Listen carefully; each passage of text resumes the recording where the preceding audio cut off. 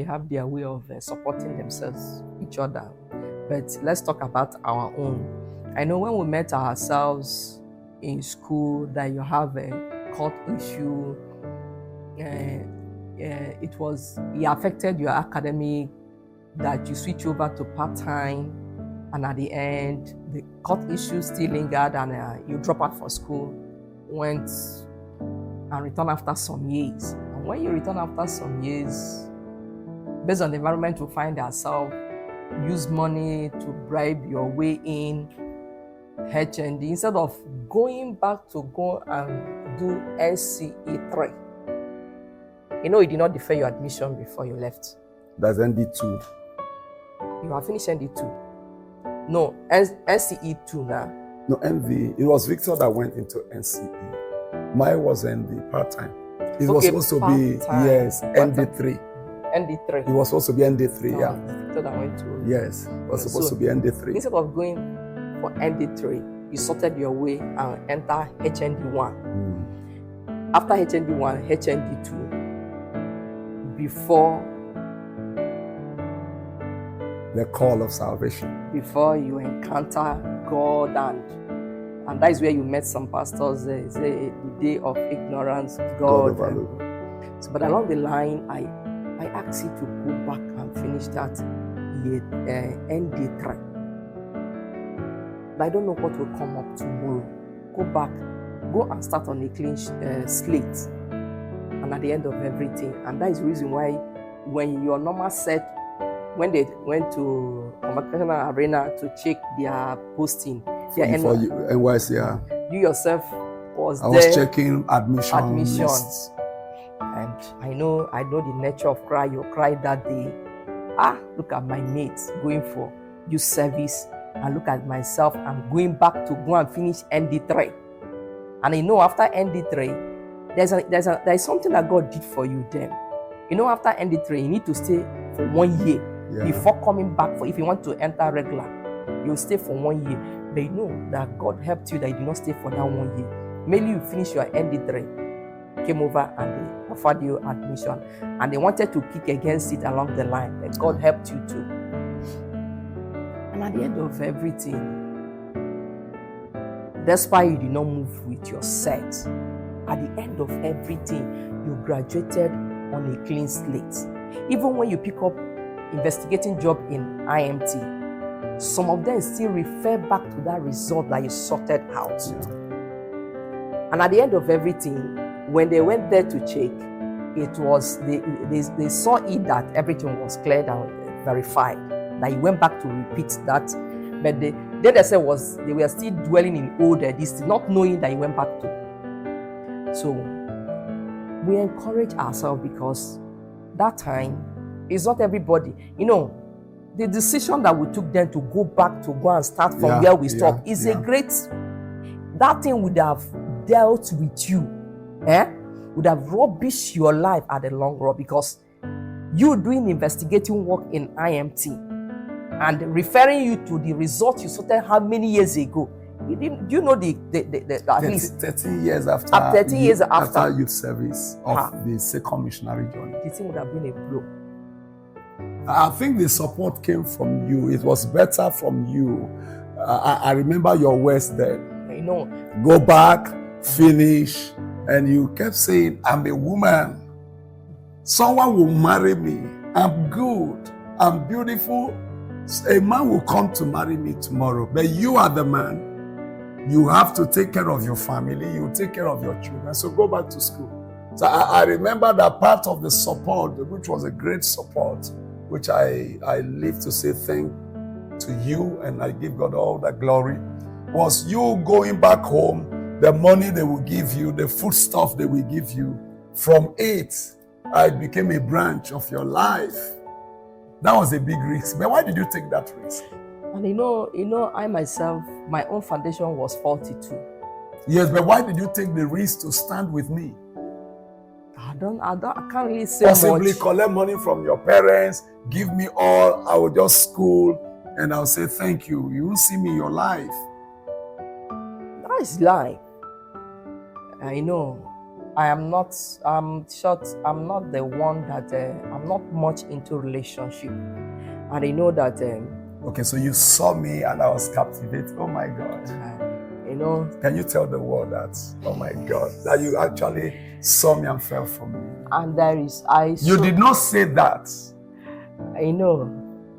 What was it that you saw? It's God. You saw God in me? Yes, I saw God in you.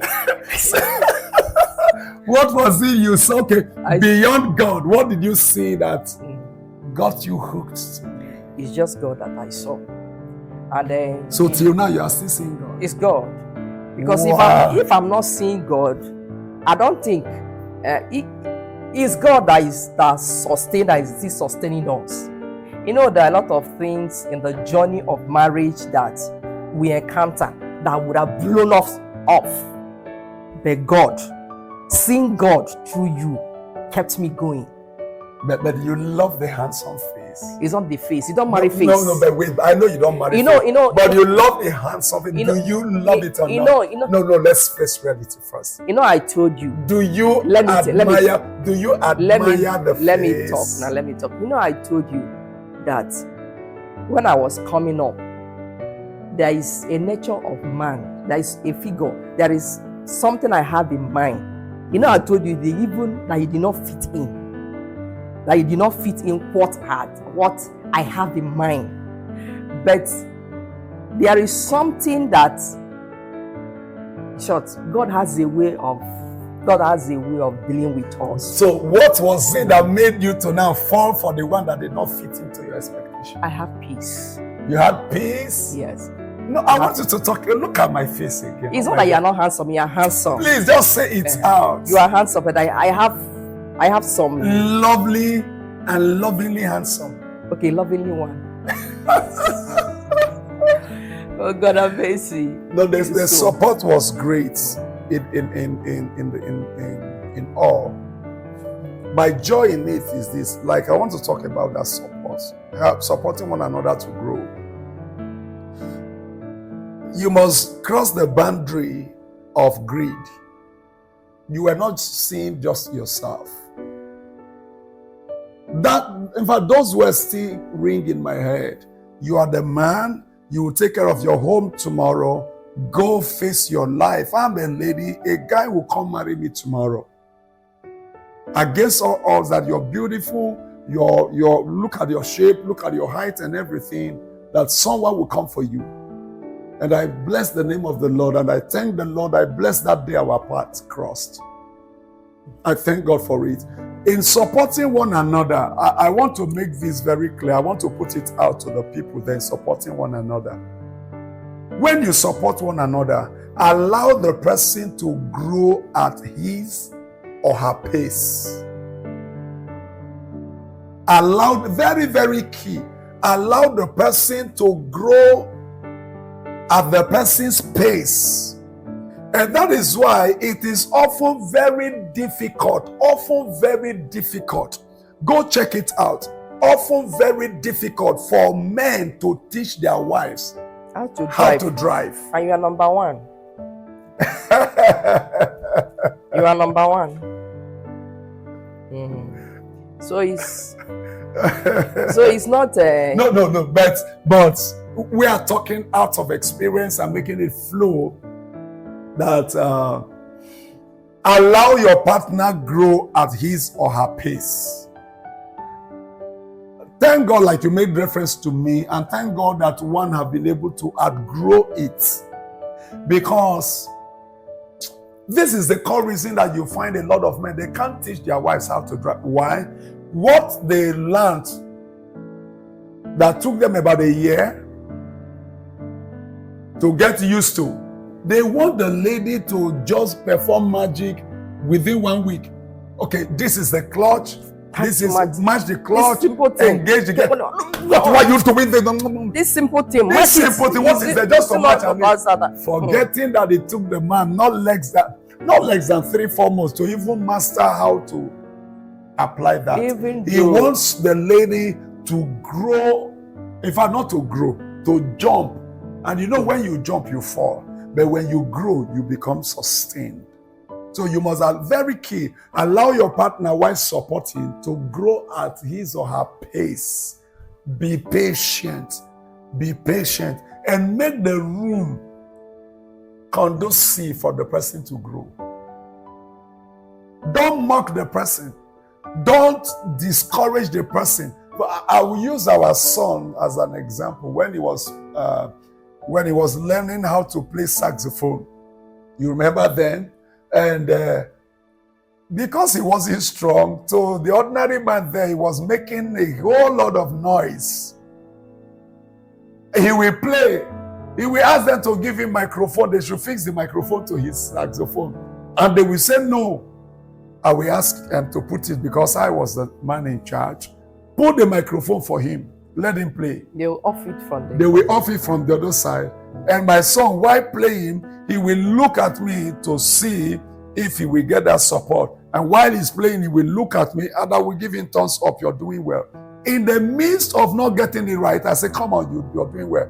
I went to the extent of giving him gifts. So this one was awesome. So reward the progress you see if you want your partner to grow. Acknowledge it, support it, and reward it.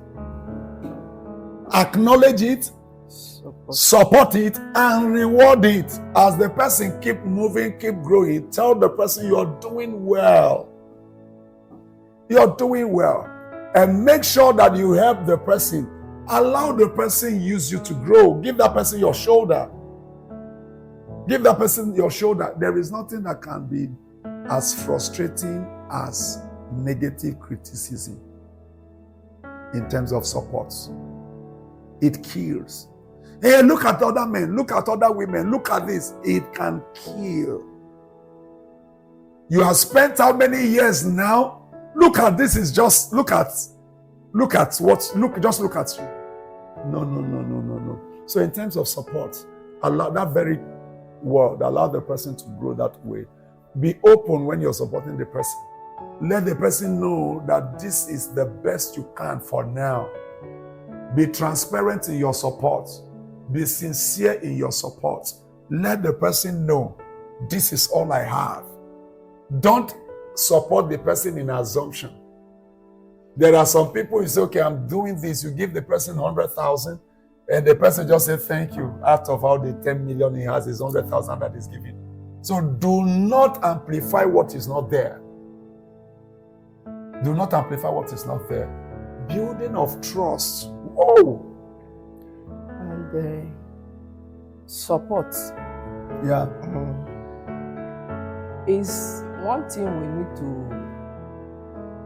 It's not everybody that can support you. You know, many a times we don't look into a lot of things before going into marriage. There are some ladies that, if you are in kindergarten level, academically, or anything you are doing, have it in mind that that is the end of you. Yeah, most men will not allow you to go back to school. They can't support you. They can't. There are some ladies that with their certificate in their marital home that cannot do anything today. If they use it tomorrow, that means that the man is no longer there. They can never. And there are some of our men that they will not support you to be greater than them, to be higher than them. They are scared of you growing beyond academically them. Or in what you are doing. A lot of men, especially in our side, they don't want women to be in control of their finances. They don't want you to be on top. They don't want to be under you financially. So anything that will make them to encourage you to support you is not there. They kill it. They see the opportunity, they kill it. They will not. I have seen a lot of women with their certificate, but they can't use it to work. And they don't allow them to do business. And they will not allow them to do any business. Just stay in the house. And depend on the man. So because a lot of men, this our side, believe that for you to put a woman in check is when you don't allow finances, when the woman is under you, when the woman is begging at all time, you need money to buy hair cream, you must come to me and ask me. You don't have any money of your own. You don't make any money of your own. So imagine when you are aspiring to be great in life, to soar in life, and you get a man that cannot support you. That means that is the end of you. That is the end of your journey. So when you are trying to try to get somebody that will support you, it's not all about it's not all about speaking in tongues. It's not all about what is the nature of the man. If you spend time with the man, you will know the ability, the stuff the man is made up of. Carelessly, they speak it out. Carelessly, they open up. And even unconsciously. Yeah. Unconsciously, it's there. But many a times we neglect it, we blind our eyes, cover our this thing, thinking that don't worry, when I get there, who is the person that is when you enter there, you will realize that the man is the one that is in charge, not you. And that is the reason why you see some ladies now, if they cannot be subdued like that, they get out there